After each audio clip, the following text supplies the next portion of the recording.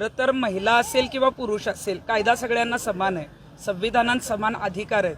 फक्त आधी पुरुषप्रधान संस्कृती होती, त्यामुळे आता महिला अनेक वेळेला तक्रारी द्यायला बाहेर यायच्या नाही, म्हणून महिलांना जे आहे ते पुढाकार किंवा जास्तीत जास्त अधिकार देण्याचे प्रयत्न झाले. पण सध्या ती प्रकरणं येत आहेत. आपण बघितलं की कालच प्रियकराच्या मदतीनं पतीचा काटा काढणं असे किंवा अशा अनेक प्रकरणं फार दुर्दैवी आहेत. आम्हाला सुद्धा जी आहे ती म्हणजे त्रासदायक आहेत. आणि मला महिलांना हेच सांगायचं आहे की आपण कुठल्या पद्धतीनं काय करतोय याचं भान आपल्याला असलं पाहिजे. माझी तर इच्छा आहे की आत्तापर्यंत महिला आयोग राज्यात आहेच. आत्तापर्यंत काही जणांनी मागणी केली होती की पुरुष हक्क आयोग सुद्धा असावा. मला वाटत होतं त्याची गरज नाही, परंतु काही महिलांच्या बाबतीत महिलांच्या ज्या काही घटना आहेत किंवा महिलांच्या बाबतीतली जी गुन्हेगारी वाढतीये, तर निश्चितच जसा महिला आयोग आहे तसा पुरुषांना न्याय देण्यासाठी पुरुष हक्क आयोग सुद्धा असावा अशी माझी मागणी आहे. पुरुषांना समुपदेशनाची गरज आहे तशी महिलांनाही आहे.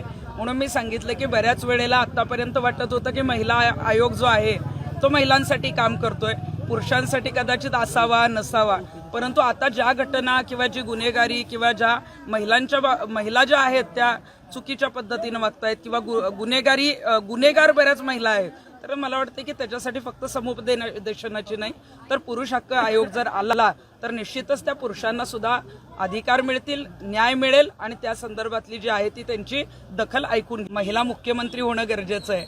आज राज्यभरात आपण जर बघितलं तर महिलांचा डंका आहे. प्रत्येक पक्षामध्ये आक्रमक महिला आहेत, महिला काम करतायत.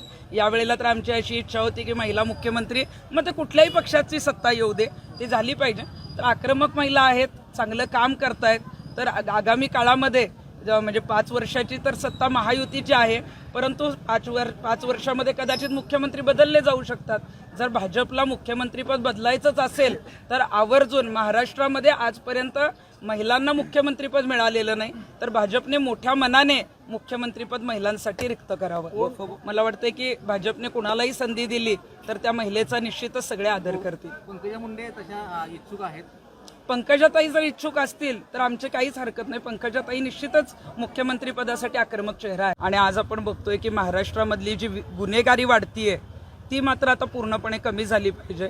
आणि विठ्ठल पांडुरंगाने जी आहे ती राज्य सरकारला बुद्धी द्यावी. कारण आता दिवसेंदिवस ज्या घटना घडत आहेत, महिला अत्याचाराच्या असेल, संतोष देशमुखांचं प्रकरण असेल, दररोज काही ना काही येतंय. पोलिसांचं काम करतायत, सगळे काम करतायत, परंतु ते कुठं कमी व्हायला तयार नाही. त्यामुळे मग आज देवाच्या दर्शनाला आलो, देवाच्या इथं डोकं टेकलं आणि देवाला तेवढीच विनंती केलेली आहे की आपलं महाराष्ट्र राज्य जे आहे ते गुन्हेगारी मुक्त झालं पाहिजे आणि त्याच्यासाठी राज्य सरकारला चांगलं काम करण्याची बुद्धी द्यावी.